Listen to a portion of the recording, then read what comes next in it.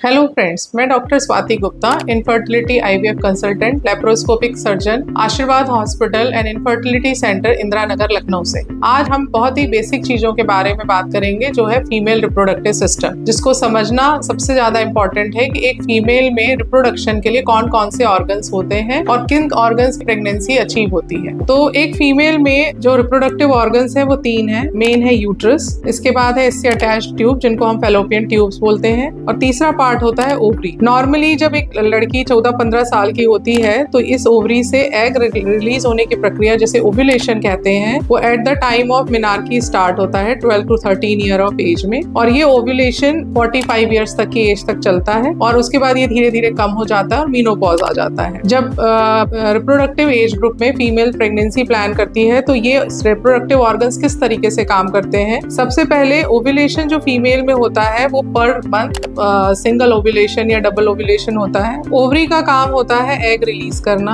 हर महीने पीरियड्स के mid cycle में 12th या 14th डे या तो राइट साइड से या लेफ्ट साइड से कोई एक एग रिलीज होता है, और इस एग को ये जो फैलोपियन ट्यूब्स होती हैं, अगर ये ओपन होती हैं तो ये ग्रास्प कर लेती हैं। ग्रास्प करने के बाद अगर उन्हीं दिनों, जिसको बोलते हैं ओव्यूलेशन टाइम या फर्टाइल पीरियड, इस समय जब ये एग रिलीज होता है तो ये जो फैलोपियन ट्यूब या सिंपल लैंग्वेज में जिन्हें ट्यूब कहा जाता है, ये नली इन एग्स को ग्रास्प कर लेती है और अपने अंदर ले लेती है। और अगर उसी समय अगर फीमेल हस्बैंड के साथ रिलेशनशिप रखती है तो उनके स्पर्म्स यहाँ वेजाइना में डिपोजिट होते हैं। क्योंकि स्पर्म मोटाइल होते हैं तो वो वेजाइना से पूरा ट्रैवल करके यूट्रस को ट्रैवल करके ट्यूब्स में आ जाते हैं, और यहाँ पे स्पर्म और एग एक दूसरे से मिलके फर्टिलाइजेशन प्रोसेस होता है, और फर्टिलाइज होने के बाद एम्ब्रियो फॉर्म होता है। वो एम्ब्रियो 3 to 4 डेज में यूट्रस में आ जाता है, और यूट्रस की अंदर की लेयर, जिसे हम एंडोमेट्रियम बोलते हैं, उससे चिपक जाता है, और उसके बाद का आगे वाला पीरियड अगर मिस हो जाता है तो इसका मतलब प्रेगनेंसी हो गई। और अगर पीरियड आ जाता है तो इसका मतलब प्रेगनेंसी नहीं हुई है। एम्ब्रियो जो है वो यूट्रस से या तो चिपका नहीं या एम्ब्रियो बना ही नहीं। तो इस तरीके से ये पूरा रिप्रोडक्टिव सिस्टम काम करता है प्रेगनेंसी अचीव कर।